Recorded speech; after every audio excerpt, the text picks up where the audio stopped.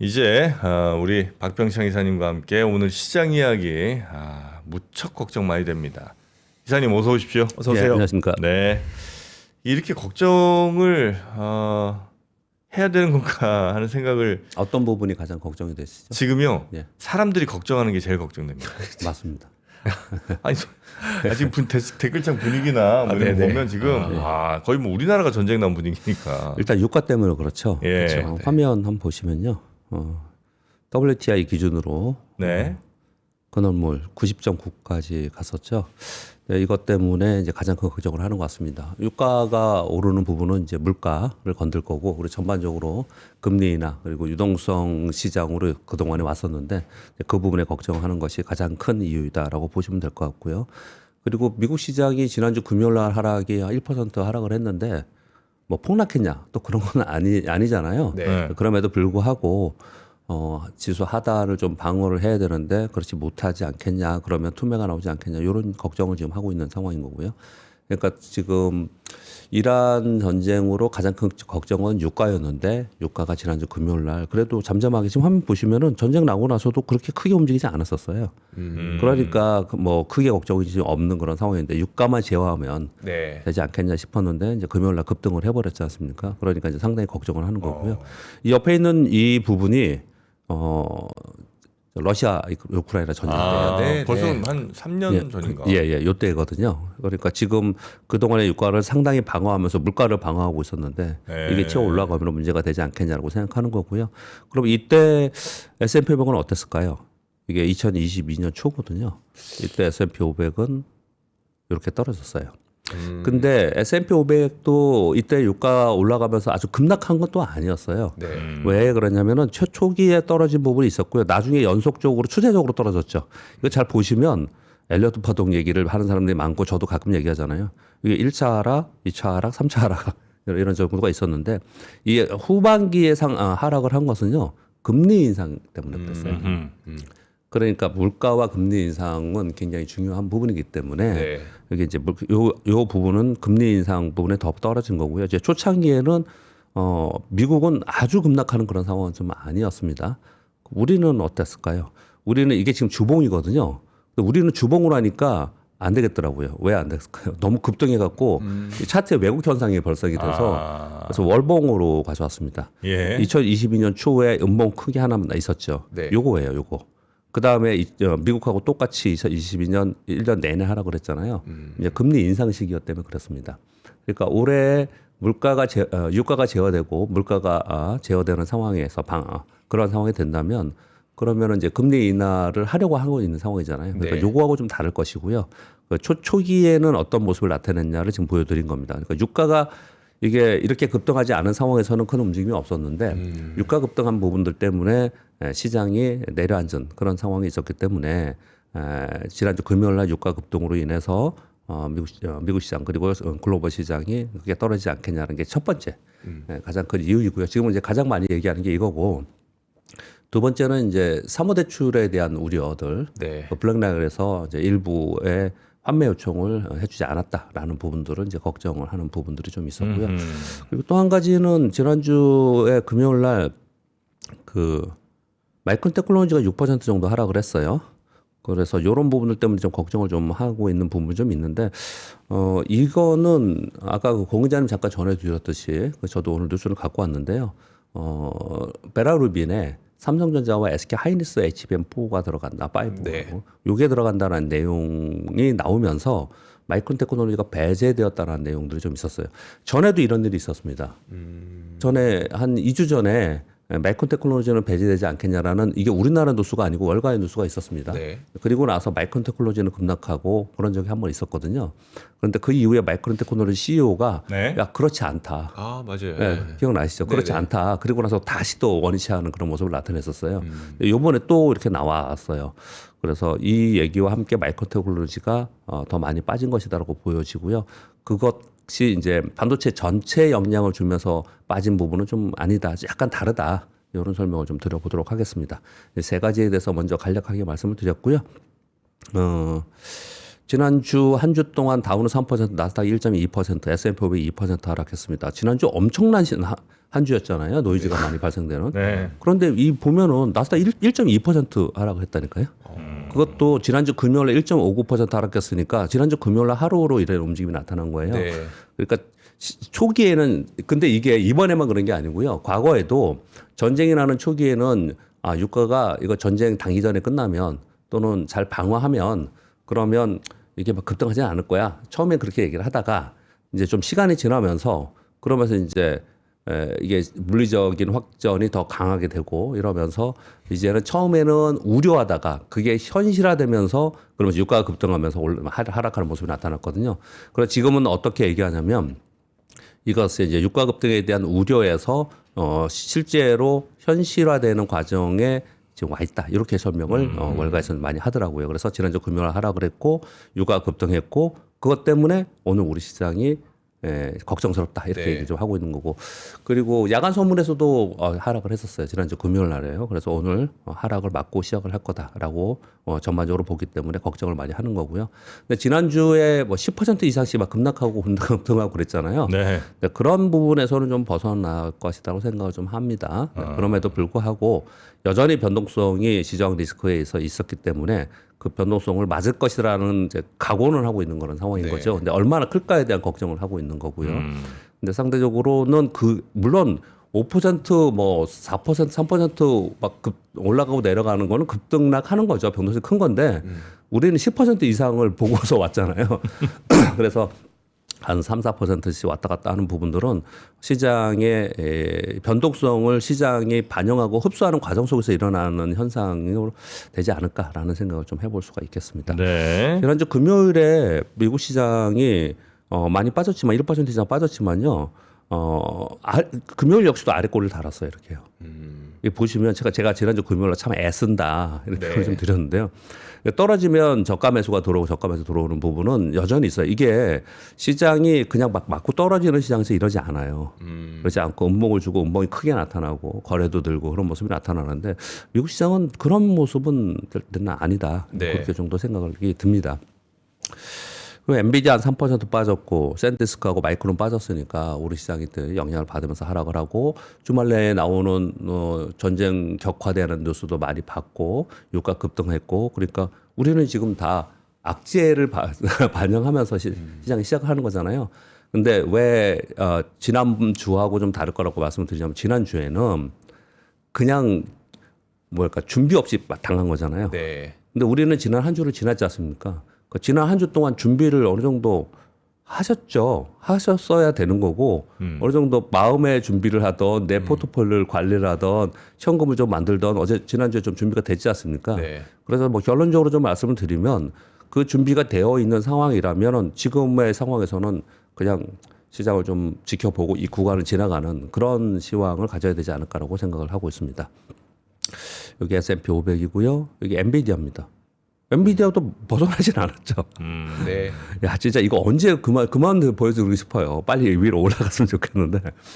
다음 주에 GTC가 있는데 네네. 또 GTC 역량 어떻게 될지 좀 보도록 하겠습니다. 그리고 지난 우리 한 주 동안 반등도 세게 줬지 않습니까? 그럼에도 불구하고 코스피는 10.5% 하락했어요. 저점이 18.9%. 거의 19% 하락하고 10% 반등한 겁니다. 지난주에. 뭐 이런 시장이었어요, 우리는요. 그러니까 이런 모습은 좀 아닐 거라고 저는 생각하고요. 주에 거의 뭐 하긴 주랄 것도 없이 그냥 이틀 동안 20% 거의 빠진 거잖아요. 예, 그죠? 예. 네. 그래도 10% 이제 돌린 거고. 네, 상대적으로 코스닥이 강했죠. 코스닥 저점이 18.1%였거든요. 코스피랑 비슷했어요. 예. 그런데 코스닥은 종가가 마이너스 3.2예요. 거의 원위치한 겁니다. 네. 금요일도 그랬죠. 네. 금요일도 빠지다가 그 코스피는 종가 부분에 겨우 강보합됐는데요. 네. 코스닥은 중간에 매수 사이드카가 발생했어요. 그 와중에. 매수 사이드카. 네, 매수 사이드카가 발생하면서 코스닥이 굉장히 강세였는데 그건 여러분 아시다시피 이번 주에 코스닥 액티브 펀드 나온다는 ETF 나온다는 것들 때문에 이제 기대감이 상당히 있고요. 그 부분은 좀 이따 다시 설명을 드리도록 하겠습니다. 지난 한 주 동안 외국인들이 8조를 팔았고 개인들이 11조 샀고요. 국내 기관들도 역시 파는 모습을 좀 나타냈습니다. 이례적인 역사적 급등락이라고 표현을 드렸고요. 코스피는 한 반 정도 반등을 했고 그래서 코스닥은 거의 대부분 반등하는 모습입니다. 그래서 하락 후에 하단에서 반등이 약하면 추가 하락한다라고 설명을 계속 네. 드리고 있죠. 왜냐하면 이 심을 보는 겁니다. 사람들의 심리가 거기에 이제 투영된 거죠. 그런데 이 코스닥처럼 얘는 17.9% 하락했다, 15% 상승했다. 이 얘기는 기대감이 여기 더 있는 거고 매수세가 여기 더 있는 거예요. 근데 요거에 대해서도 아마 궁금하실 것 같은데 그러면 실제로 코스닥 액티브 ETF가 나오고 나서 뭐 돈이 얼마큼 들어오냐에 따라서 다르겠지만 네. 얼마큼 유입이 되느냐에 따라서 그 유입된 금액에 따라서 뭐 위에 추가적으로 갈지 안 갈지는 이제 반영이 되겠지만 이거 분명히 선취매가 들어온 거잖아요. 그렇죠. 네. 그리고 외국인들도 어제 지난주에요. 그 코스닥 2.2조 샀어요. 기관들 1.13조 사고 개인들만 팔았거든요. 그러니까 네. 이게 선취매가 있었던 거거든요. 근데 실제로 출시가 되고 나서는 어떨까? 세론이 있을 수도 있어요. 세론이 있을 수 있다고 생각합니다. 거기서 급등을 하면. 근데 이제 금액 얼마큼 들어오냐에 따라 좀 다른 것 같아요. 네. 처음에 뭐 3조 준비되어 있다, 5조 준비되어 이런 얘기를 하다가 지난 주말에 나오는 뉴스를 보니까 30조 정도 되지 않을까? 유입 예상 금액이. 예, 뭐 그렇게 정도 얘기를 하고 있어요. 근데 이따 이 뒤에 뉴스가 있는데요. 30조면은요. 코스닥이 지금 한 600조에서 700조 사이입니다. 네. 그 중에 코스닥 150이 시가총액 상위 150이 한 300조 돼요. 근데 만 30조 정도 들어온다면 거의 10%가 들어오는 네. 거거든요. 그래서 그런 거에 대한 기대감이 상당히 있는 것이다 보여지고요. 그리고 실제로 지난주 금요일에도 보시면요. 코스닥이 상대적으로 강하면서 두산테스나 원익 QNC, 뭐 네오센, 심텍 이런 거 하나비자 이런 게 올랐는데 이거 다 반도체 소부장 중에 시총 상위 종목들이 올라간 거고요. 네. 그리고 방산주들이 지난주에 올라가는 모습 좀 나타났고요. 그리고 태양광도 지난주에 좀 올라가는 모습을 나타냈습니다. 또 다행스러운 거는 지난주 금요일에도 삼성전자가 저가가 마이너스 5.5%였어요. 종가 1.177. SK하이닉스가 마이너스 5.9에서 마이너스 1.81. 역시 저가 매수가 들어오면서 이런 모양이 나타나서 지금 이란 전쟁이랑 미국이 조금만 아니야 미국 상관없이 이란 전쟁이 조금만 완화되는 심리적으로 완화되는 모습이 나타나면 우리 시장은 빨리 튀어 올라올 수 있는 분위기는 여전히 지금 존재하고 있는 것 같아요. 그러니까 우리 시장에 대해 기대 심리가 굉장히 강했었잖아요. 그냥 뭐라고 표현할까요? 이거는 열광을 떠나서 이거 뭐라고 표현을 못할 정도다. 네네. 이런 우리가 그 시기를 지났지 않습니까? 1월서부터. 근데 그 느낌이 이제 다 없어지면서 실망으로 가는 단계는 아직 안 왔어요. 우리 시장은. 이게 흐름을 보면은 그렇게 좀 보여드릴 수 있겠습니다. 여기에 코스피 지수의 반 정도 반등한 걸 보여준 거고요. 이거는 월봉입니다. 미국 시장의 유가에 예민한 트럼프 행정부가 그래서 재무부와 에너지부에서 에너지 가격 상승에 대한 대응을 하겠다는 건데 뒤에 뉴스 있는데 그냥 제가 불러드릴게요. 그 뉴스는 여기서 그냥 먼저 불러드릴게요. 보여드리지 않아도 일단 근월물 있잖아요. 근월물을 사잖아요. 네. 근월물 그러니까 지금 가장 다음 월물을 계속 사면서 올라가는 거잖아요. 네. 그래서 이 재무부에서 어떻게 하겠다는 거냐면 근월물을 팔고 원월물을 사서 대응을 하겠다 이렇게 얘기를 하고 있는 거예요. 그러니까 가까운 달 거는 팔고 예. 멀리 있는 달 거를 사면 일단 지금 당장 급등한 거는 좀 누를 수 있고. 누르면서 예. 누르면서 나중에 그걸 스위칭한다는 얘기예요. 네. 이거 저 금리에서도 이런 걸 많이 하거든요. 채권 시장에서도 많이 하는데 네. 이걸 지금 하겠다라고 얘기하는데 이제 일부 뭐라고 표현할까요? 회의적인 쪽에서는 야 그러다가 이 길어지면 어떡할 거냐? 니네 이거 손실을 어떡할 거냐? 이제 이 전쟁이 단기에 끝날 거라고 생각하면 그렇게 이제 대응하는 게 맞는데. 맞아요, 그게. 예, 맞아요. 단기 급등이니까. 예, 근데 예. 만약에 이게 뭐 몇 개월 혹은 뭐 그 이상 이제 예. 계속 길어지게 되면 나중에 이제 크게 돌아올 수도 있다. 크게 손실이 날 수도 있죠. 예, 그런 걱정을 지금 하고 있는 거예요. 근데 아무튼 액션은 취한다는 거예요. 가만히 있지 않고 이제 액션을 좀 취하겠다 얘기를 하고 있는 네, 거고요. 워낙 지금 그리고 또 채팅창에 네. 실시간 지금 이제 증시에 대한 이야기를 많이 하셔서 잠깐만 네. 뭐 말씀드리면 네, 네. 넥스트 시장에서 삼성전자 하이닉스는 6%대, 네. 네, 그리고 주요 뭐 시총 상위 기업들도 한 4~5%, 좀 많이 가면 한 9% 정도 지금 하락은 하고 있고요. 네. 예. 거의 방산만 강한 모습을 좀 보이고 있다. 하나 에어로스페이스라든지 또 LIG 넥스원 뭐 이 정도 네. 예, 시총 상위 중에는 그런 회사 정도만 플러스가 지금 나고 있다. 한화 시스템 뭐 이 정도 방산만 조금 괜찮다는 소식 전해드리면서 이걸 계속해서 오늘 그렇겠죠. 지난주 금요일 날 정프로님도 주말이니까 여기 그냥 좀 보수적으로 넘어가자. 지난주 금요일에 그렇게 말씀을 주시더라고요. 계속 보니까. 근데 그런 것들이 진짜 투영이 돼서 오늘 빠진 거니까 지난주 금요일에 액션 안 취한 사람은 다행이다라고 지금 생각이 되는 거죠. 근데 이제 그럼에도 불구하고 또 이걸 한번 읽어드려 볼게요. 이게 많이 돌아다니더라고요. 뭐 어디 뭐 보고서 이런 건 아니지만 이 얘기를 하고 다시 시황으로 넘어가겠습니다. 외국계 매크로 투자자가 이런 걸 자기가 타이핑해서 올렸는데 이게 쫙 돌았어요. 읽어드려 볼게요. 우리는 전쟁이 일어날 것이라는 사실은 알고 있었지만 그것이 어떻게 시작되고 어떻게 끝날지는 전혀 알지 못했습니다. 베네수엘라처럼 단번에 끝날 것인가 아니면 끝을 알 수 없는 수렁이 제2의 이라크가 될 것인가. 오늘날 이 전쟁의 행방을 예측하는 데 있어 가장 큰 문제는 너무나 많은 이해관계자의 허위 정보를 퍼뜨리는데 열을 올리고 있다는 점입니다. 즉 타인에게 들은 이야기에만 근거에 견해를 갖는 것은 시간 낭비일 뿐입니다. 상황이 실제로 어떻게 돌아가는지 제대로 아는 사람은 애초에 입을 열지도 않았을 것이기 때문입니다. 이 개념을 갖고서 시장을 좀 봐야 된다고 생각해요. 이 생각을 가지고 저 지극히 공감을 했기 때문에 읽어드리는 거거든요. 그러니까 이란이 막 격화되고 있어. 그러니까 야 이거 길게 될 것 같아. 다 팔아야 될 것 같아. 뭐 이런 관점이라든지 또 중간에 뭐 트럼프 대통령의 입을 통해서 나오는 보도들을 보면서 야 좀 완화되는 것 같아. 당근에 끝날 수도 있을 것 같아. 그러면 저가 매수 막 하자. 이런 언어의 뉴스 플레이를 하는 상황은 지금 아니다라는 거예요. 그러니까 이제 주말에 일어나는 것 때문에 오늘 아침에 또 막 팔자라는 생각이 있다. 그게 꼭 맞는 거냐? 그러지 않을 수 있다라는 거예요. 그래서 지금은 제가 이렇게 좀 써놨는데요. 우리 시장에 대해서는 일단 이례적 급등락이 있었기 때문에 시장은 변동성을 축소하는 기간으로 이제 들어갈 거라고 저는 생각을 합니다. 그런데 이란 전쟁 상황에 따라서 뉴스에 따라서 사실 확인도 어렵고 변동성이 지속되고 있지 않습니까? 네. 그러면 우리는 뭘 해야 돼요? 불확실성이 있으면 일단 전체의 불확실성이 내가 30%다 그러면 30%는 무조건 불확실성을 제거하는 해야 되는 거예요.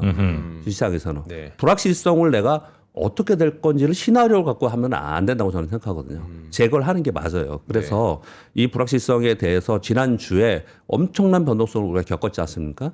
그래서 그 변동성을 겪으면서 최초에 판 사람은 좀 해피했고 그래서 판 사람은 제가 지난주 쭉 얘기를 들어보면 이전에 판 사람은 좀 지난주에 저가 매수, 분할 매수를 했어요. 근데 많이 못 판 사람이라면 올라올 때 조금 팔아야 되는 게 맞는데 만약에 그 이상 갖고 있었던 사람도 있을 수도 있습니다. 네. 그 방법론을 얘기하는 겁니다. 여하튼 간에 지난주에 팔았던 사람이 현금 있는 사람이 분할 매수를 조금 했던 아니면 원래 갖고 있던 사람들이 팔고 현금을 좀 가지고 있던 아니면 종목이 10개인데 좀 줄여서 한 5개를 갖고 현금을 갖고 있던 요렇게 정도를 만약에 해놨다. 그러면 이제 뉴스에 왔다 갔다 하지 말고 이걸 좀 지켜보자. 지금 일주일 지났잖아요. 네. 그러면 일주일 지났는데 그 일주일 사이에 최초보다 지금이 훨씬 더 격화된 상황이거든요. 이렇게 격화되는 상황이 계속 가면은 그 끝은 어디인가라고 생각해 보면 지금보다 더 강하게 끝을 가는 그런 상황이 더 시간이 지나가면서 강화될 거냐 아니면은 계속해서 초기에 강하게 나가면서 시간이 좀 단축될 것이냐를 우리가 보는 거잖아요. 그런 부분들에 있어서 시장에 우리가 거기에 대응하려고 하지 말고 지금은 이미 그렇게 정도 어느 정도 준비를 해놨으면 그냥 시장 있는 대로 좀 보는 게 어떤가라고 저는 생각을 좀 합니다. 네.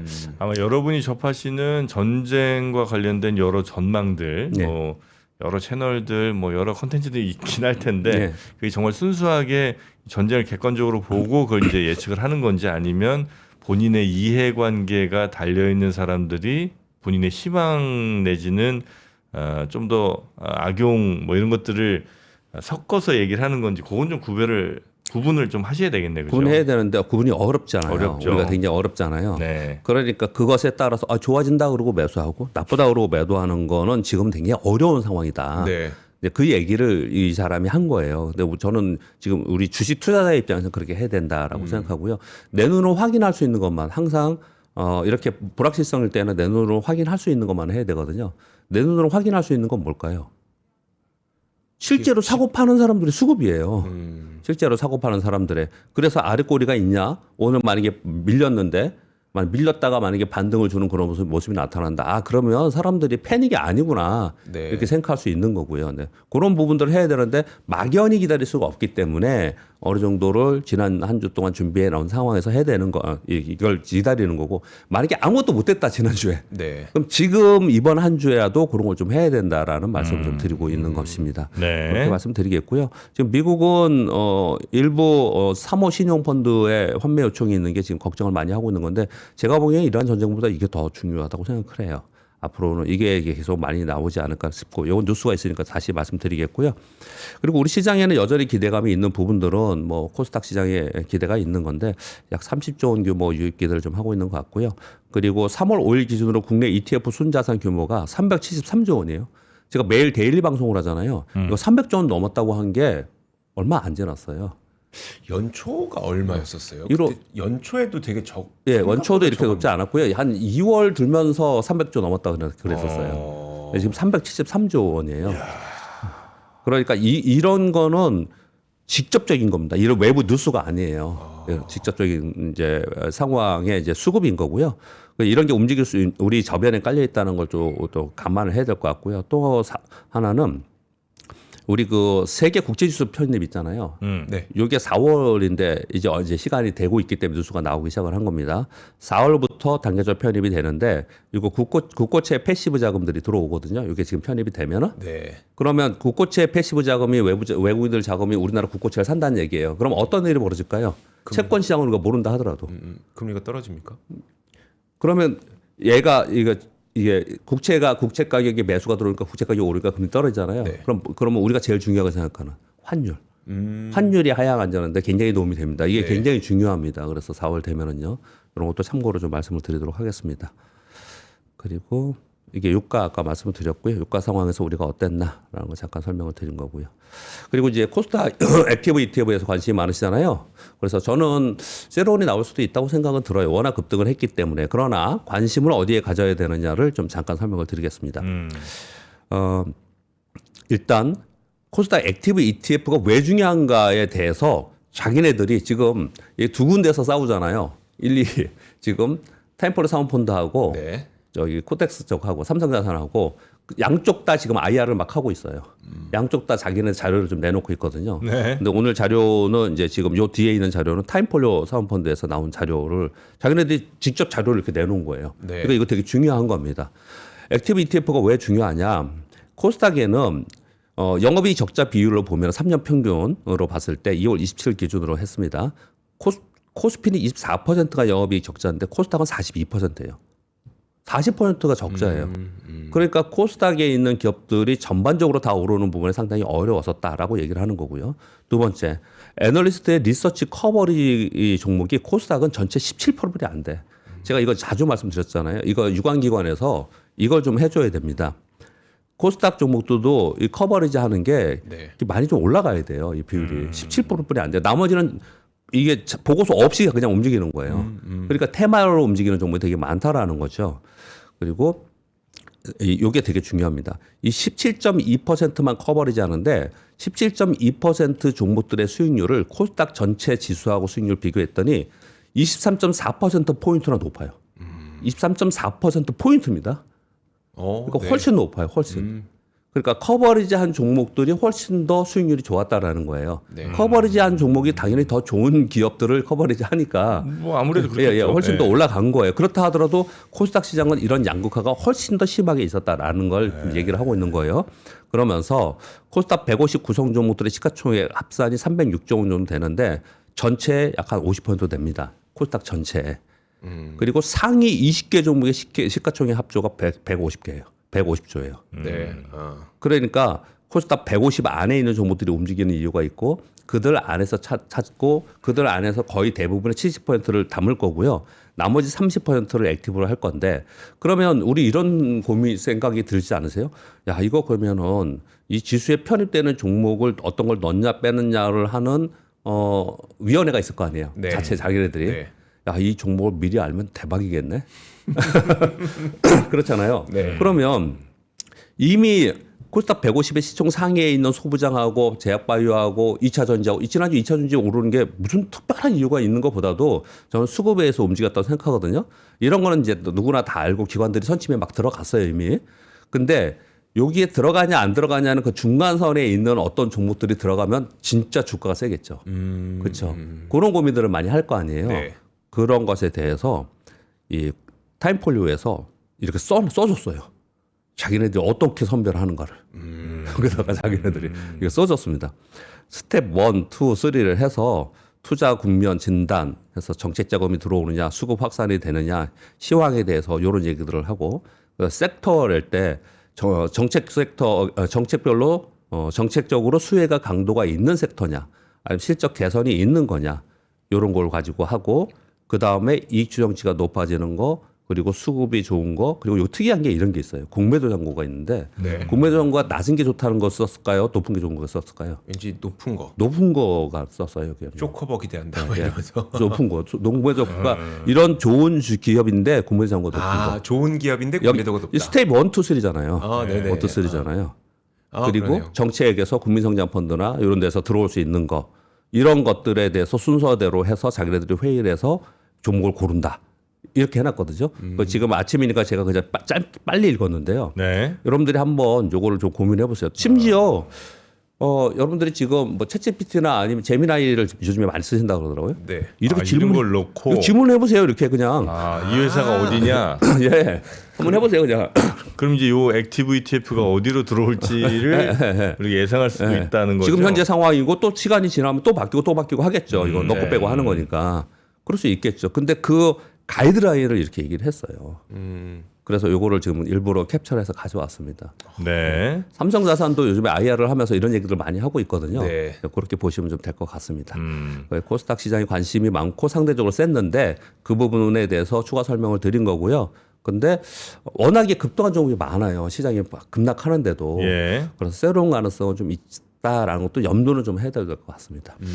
자, 지금 저 영상 보시면 이제 우측 상단에 뭐 오늘 아침 라이브 방송에서 볼 수 없었던 박병창의 진짜 투자 시그널 링크 클릭 이렇게 이제 돼 있는데 네. 그걸 자꾸 이렇게 화면을 누르시는데 그 누르시면 그냥 화면이 정지될 뿐이고요.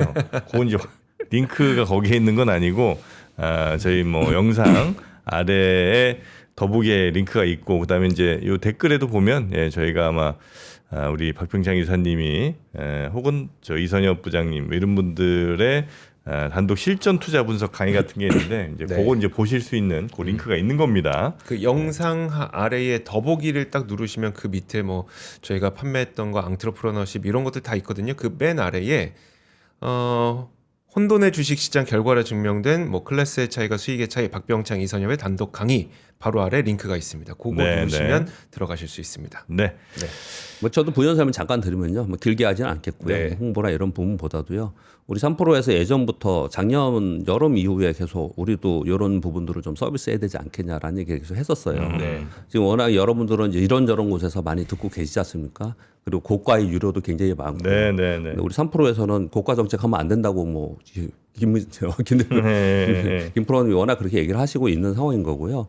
그리고 이제 좀 이게 우리가 시황 방송만 이렇게 하지 않습니까? 그리고 주식과 연결되지 않은 얘기도 되게 많이 해요. 우리 3프로 방송은요. 네. 그래서 주식이 이 대세 상승하고 이런 상황인데 직접적으로 주식에 도움이 되고 연관성이 있는 그러한 어떤 교육 또는 뭐 어떤 프로그램도 좀 있어야 되지 않겠냐고 해서 이 얘기가 오래전부터 있었어요. 근데 네네. 준비를 좀 하다가 이제 좀 늦게 해가지고 원래 연초도 하려고 그랬는데 네. 진행은 좀 됐는데요. 그러니까 이런 거예요. 그러니까 지금 현재 그러니까 제 것만 말씀드리면은 지금 현재 시황이 변동되고 있는데 이 시황에는 어떤 투자 전략을 가져가는 게 맞는가, 그리고 그 시황에 맞는 나의 시그널은 어떻게 가져가야 되는가. 또 스팟 시황도 굉장히 중요하잖아요. 네. 이런 부분들을 좀 서비스하는 그런 것들을 3프로에서 전에부터 준비를 했었고요. 이제 시작이 좀 되는 것이기 때문에 한번 좀 어떤 게 있는가 좀 보시면 될 것 같고요. 특히 제 거 같은 거는 오리엔테이션을 아예 올려놨어요. 뭘 할 거다. 이렇게. 그래서 올려놨어요. 그렇게 정도 보시면 될 것 같습니다. 네. 그리고 뉴스 말씀드리겠습니다. 시간이 꽤 됐죠.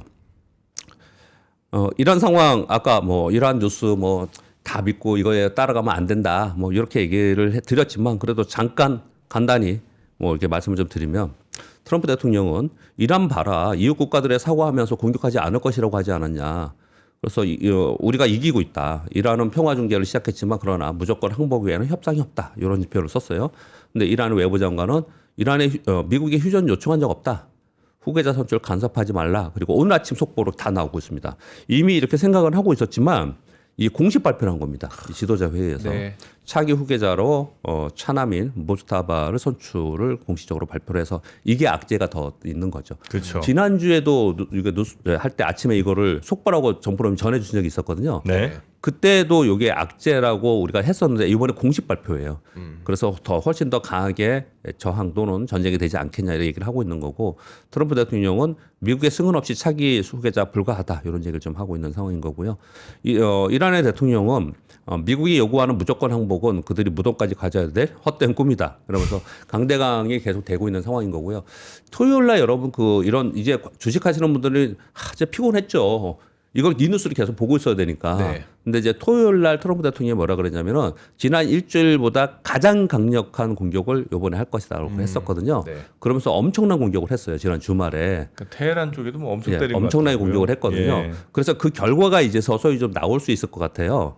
그게 되게 중요한 거예요. 그러니까 지금 남았는데 더 센 공격이 있냐 없냐. 네. 더 센 서로의 전쟁이 확전이 더 있냐 없냐를 우리는 생각하는 게 지금 상황에 더 맞지 않냐. 이 하나하나 보다 그렇게 말씀을 드리겠습니다. 이번 뉴스는요. 이러다 보니까 지금 러시아하고 우크라이나 전쟁은 종전 협상한다는 거 어떻게 된 거예요? 근데 지금 없잖아요. 이게 완전히 지금 이제 관심에서 벗어났어요. 그렇죠. 그러니까 젤렌스키 대통령이 한마디 했습니다. 미국과 종전 협상한 거 논의하는 거 연기한다. 현재로서는 이란 전쟁하고 있기 때문에 3자 협상을 할 수가 없다. 그러면서 논의한다 이렇게 얘기를 했거든요. 그러면서 이런 또 발표를 했습니다.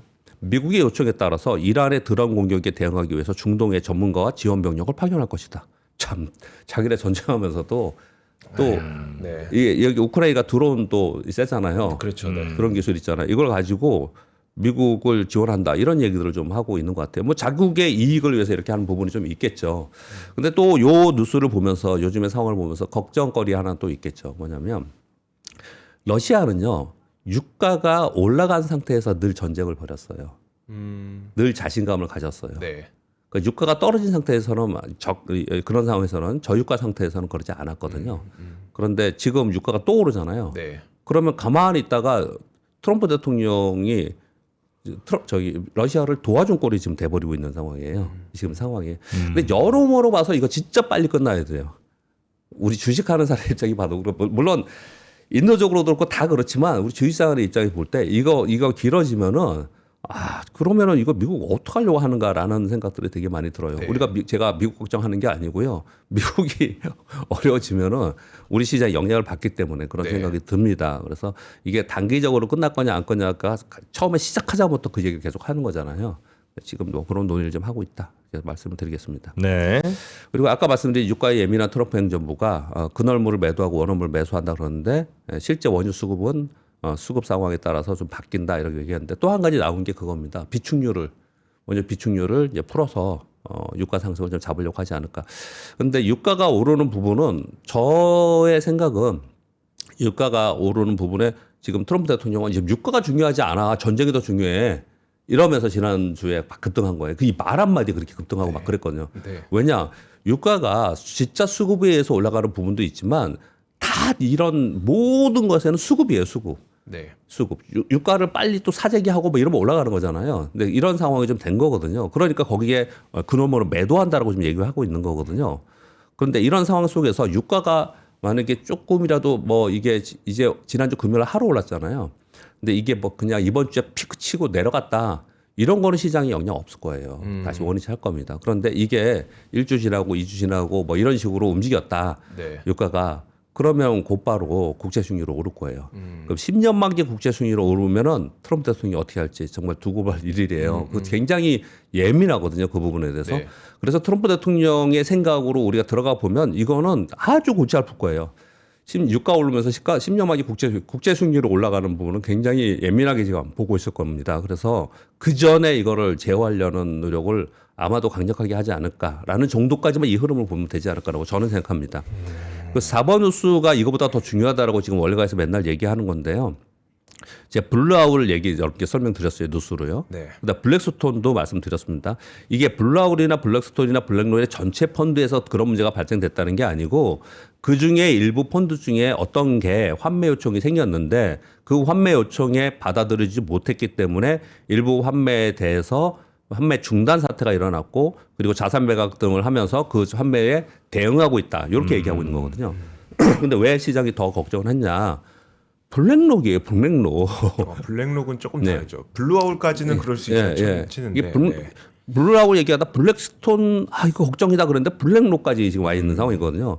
네, 블랙록의 TCP 캐피탈의 사모대출 2,500만 달러 요 부분인데요. 이게 어디 투자한 거냐면 이게 근데 또 예전에 블루아울하고 얘네들은요. 저기다 한 거거든요. 데이터 센터 하는 소프트웨어 회사들 네네. 뭐 이런 데다 한 건데 그 AI 관련주에다 해가지고 걱정을 했던 건데 얘네는 그것도 아니고 아마존의 판매 통합 업체인 인피니스 커머스에 대출을 했는데 이게 수요 둔화되고 관세로 재고 비용이 증가하면서 2,500만 달러 전액 0으로 만들었어요. 대손 생각하는 거예요. 대손 생각. 네. 0으로. 얘를 0으로 만들었어요. 그러면 뭐 이 블랙록 같은 데서 이거 2,500만 달러 뭐 어디서 딴 데서 해가지고 주면 되잖아요. 네. 그러니까 그러한 뭐랄까 돈이 없어서 돈 몇 개가 생겨가지고 못 주는 그런 부분보다는 이게 5%까지만 환매 요청이 있다라고 해요. 근데 뭐 9.5% 정도까지 거의 10% 가까이 환매 요청이 있어서 야, 이거 원래 우리 계약대로 5%만 해줄게. 그래서 5%에 제한했다고 하는데 네. 나머지 사람도 아니야 지금 이거 지금 다 빵 되고 있는데 0 되고 있는데 우리 거 다 줘. 이렇게 해서 이게 문제가 됐다라고 얘기 좀 하고 있는 거예요. 그럼 근데 네. AI만의 문제가 아니라는 거네요. 사모대출 문제가. 그렇죠. 사모대출이 워낙 많이 나가 있는 상황인데 이게 이제 확장될까 봐 걱정하는 거예요. 네. AI 소프트웨어 회사가 어려움이 생겨서 거기에 환매 요청이 생겨서 이런 문제가 있었는데 그래서 그쪽에 돈을 좀 메워줘야 되는 상황인데 다른 쪽도 이런 일이 생겨. 그러면 이러다가 왜 이게 뱅크런이 이런 거잖아요. 이러다가 야 이거 위험한데 그러면은 나도 지금 여기다가 해놓은 거 투자해놓은 거 환매해달라고 얘기해야겠다. 사람들 그렇게 생각할 수 있잖아요. 네.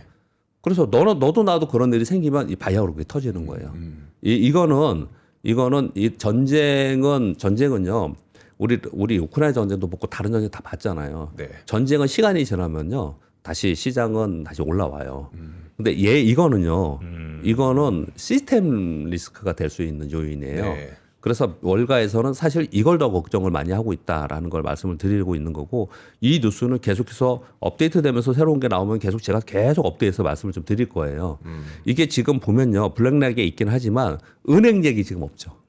네. 은행 얘기 없잖아요. 근데 은행 얘기가 나오면 시장을 충격받을 수 있다라고 좀 생각을 해봐야 됩니다. 네.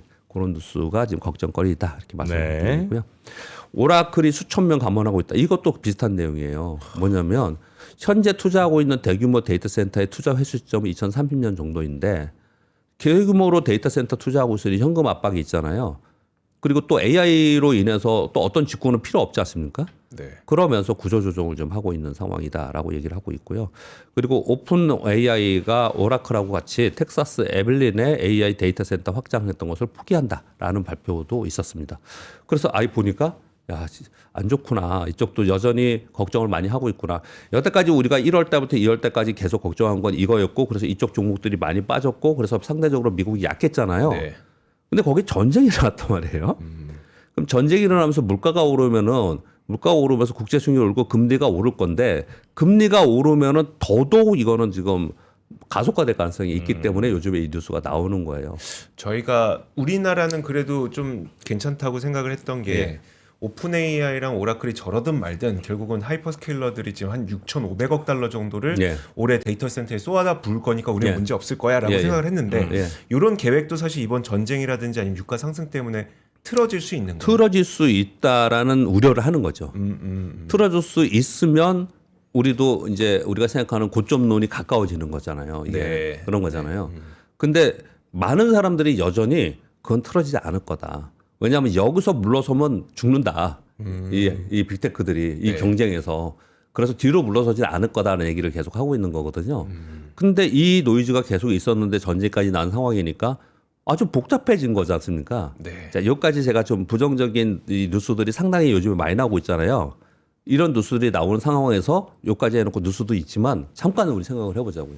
자, 이런 뉴스들이 계속 나오고 있는 상황에서 그러면 나는 투자를 할 때 그러면은 우리 시장은 여전히 뭐 한참 위에 6,300에 올라갔다가 지금 오늘 만약에 떨어지면 또 뭐 한 5,300 많이 간다 그러면 1,000포인트나 빠졌고 여전히 삼성전자 HSBC에서 삼성전자 30만 원 목표주가 나왔습니다. 네. 여전히 30만 원 이상이라 그러고 그런데 삼성전자 이제 뭐 20만 원 아래에 있고 그러면 뭐 위로 업사이드 50% 이상이 있고 떨어지면 줍줍해가지고 나중에 반등 주면 얘가 제일 세니까 얘를 사야겠다. 또는 코스닥 ETF가 나오니까 액티브 ETF 나오니까 이쪽은 괜찮겠지 하고 사고 이럴 수 있냐라는 거예요. 지금의 우리 투자 관점에서. 그러니까 불확실성이 있다 그러면 내 이 불확실성이 매우 위험하게 생각해서 내가 70% 이상 100%의 불확실성이라고 생각하시는 분들은 훨씬 더 많이 현금이 있어야 되는 거고 네.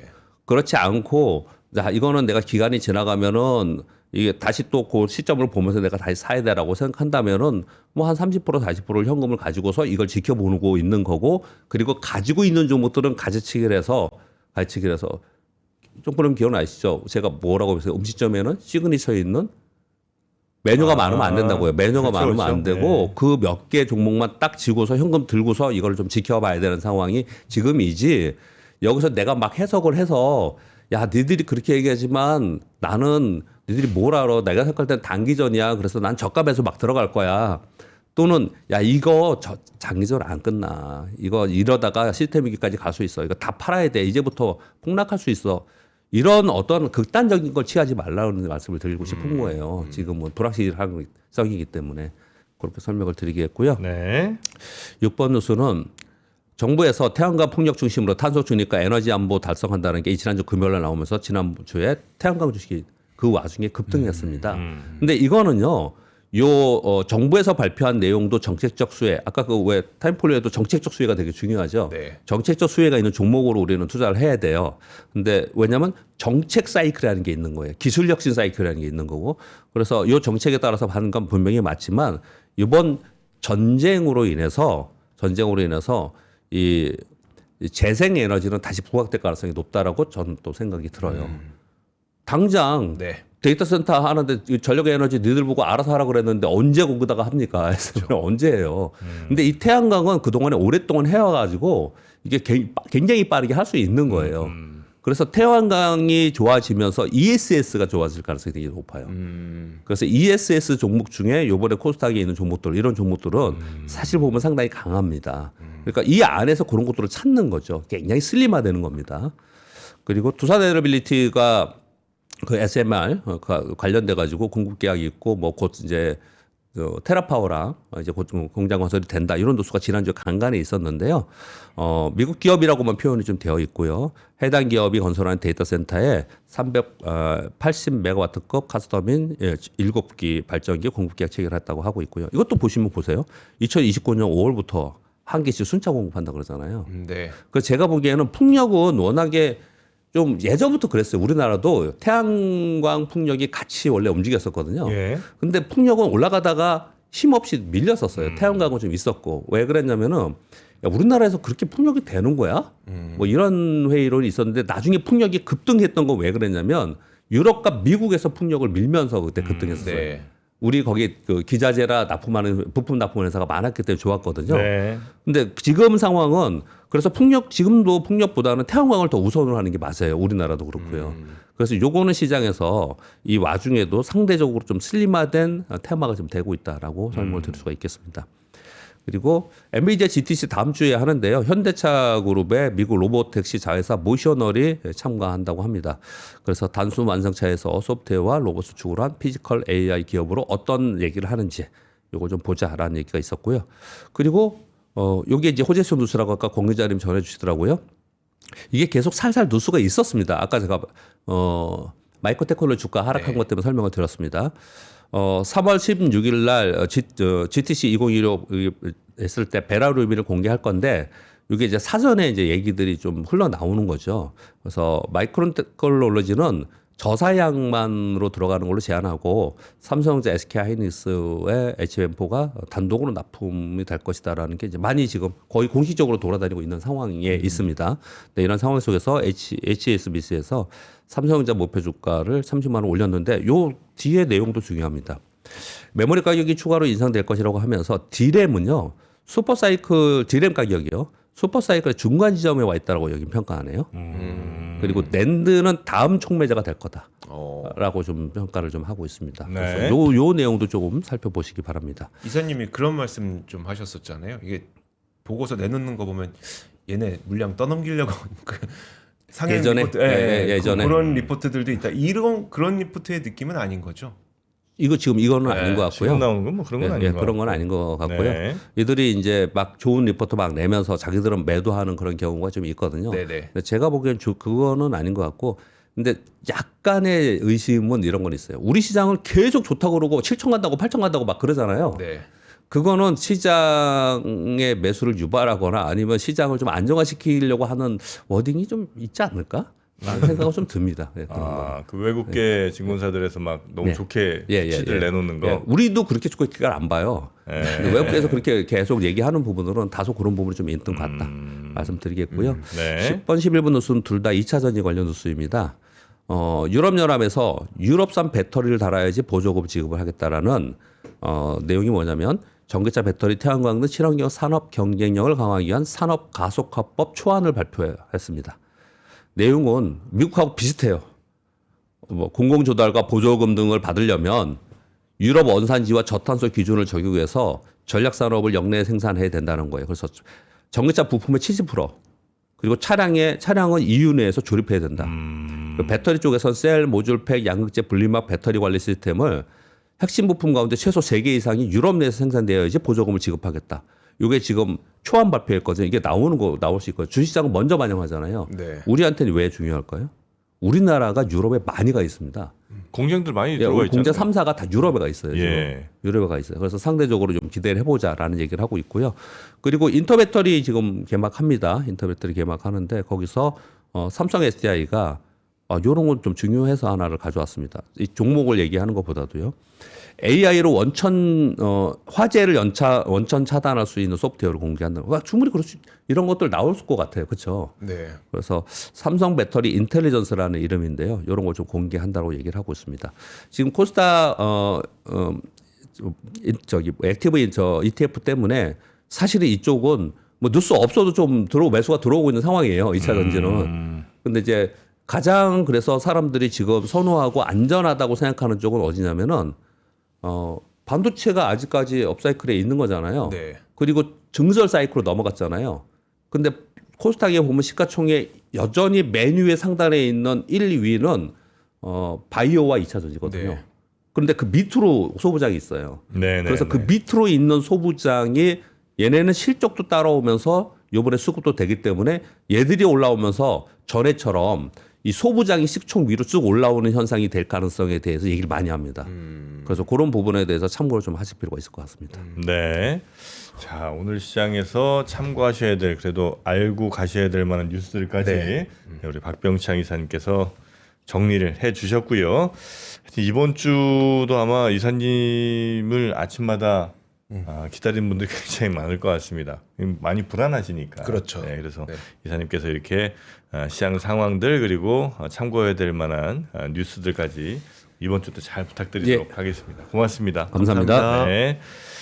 자, 이제 아마 지금 현재 시장 상황 뭐 궁금하신 분들이 제일 많을 거예요. 그쵸, 예, 네. 그래서 또 오르는 것들은 왜 오르는지, 떨어진 애들은 왜 얘는 갑자기 이렇게까지 떨어지는 건지 그런 이야기들 또 잠시 후에 장우진 프로와 함께 네. 저희가 풀어드릴 예정이거든요.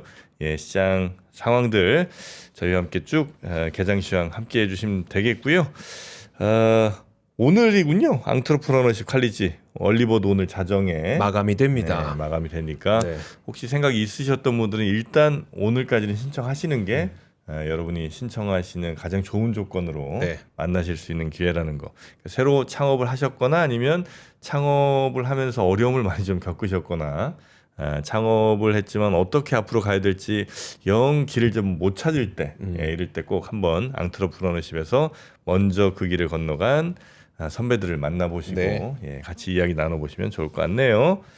자, 그러면 저는 더블 밸류업으로 여러분과 함께 시장 넥스트에서 지금 뭐 반도체는 그 앞서 말씀해 주셨던 것처럼 한 6% 정도 내려가고 있는데 에너지 관련된 두산 에너빌리티라든지 하나솔루션이라든지 이런 쪽은 또 약간 플러스 쪽을 보이고 있고요. 예, 방산 쪽도 지금 방산은 괜찮죠. 괜찮죠. 네. 예, 방산, 아하. 그다음에 원전, 그다음에 에너지. 네. 오늘은 뭐 요 정도가 가는 상황인 것 같습니다. 뭐 당연히 뭐 그럴 수밖에 없겠고요.